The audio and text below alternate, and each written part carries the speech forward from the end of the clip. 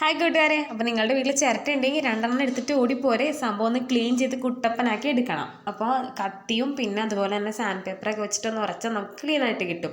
അതിനുശേഷം ഫ്ലെക്സ് ക്യുക്കോ അല്ലെങ്കിൽ ഗ്ലൂ ഗണ്ണൊക്കെ ഉപയോഗിച്ചിട്ട് ഞാൻ ഈ ഒട്ടിച്ചിരിക്കുന്ന പോലെ ഒട്ടിച്ച് ഒന്ന് പെയിൻറ്റ് ചെയ്തെടുക്കുക.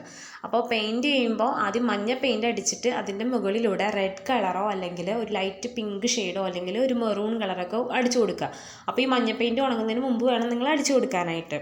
അപ്പോൾ അത് രണ്ട് കളറോടെ മിക്സ് ചെയ്തിട്ട് നമുക്കൊരു കളർ കിട്ടും. അപ്പോൾ നല്ല ഭംഗിയായിരിക്കും കേട്ടോ കാണാനായിട്ട്. അതിനുശേഷം ഞാൻ ഈ ചെയ്യുന്നത് പോലെ പെയിൻറ്റൊക്കെ ചെയ്ത് ഇങ്ങനെ മഞ്ഞ പെയിൻറ്റ് കൊണ്ട് കുത്തൊക്കെ ഇട്ട് കൊടുക്കുക.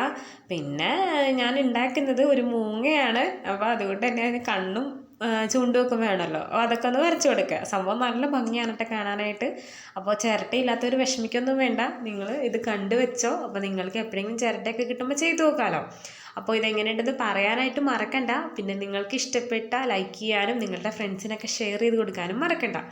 അപ്പോൾ ഇഷ്ടപ്പെട്ട എന്തെങ്കിലും കമൻറ്റ് ബോക്സിൽ പറയുക. പിന്നെ സബ്സ്ക്രൈബ് ചെയ്ത കൂട്ടുകാരൊക്കെ സബ്സ്ക്രൈബ് ചെയ്ത് വെച്ചോ. നമുക്ക് ഇതുപോലത്തെ നല്ല കിടിലം വീഡിയോസൊക്കെ കാണാം. അപ്പോൾ ഇതെങ്ങനെയുണ്ടെന്ന് പറയാനായിട്ട് മറക്കല്ലേ. അപ്പോൾ അത്രയേ ഉള്ളൂ.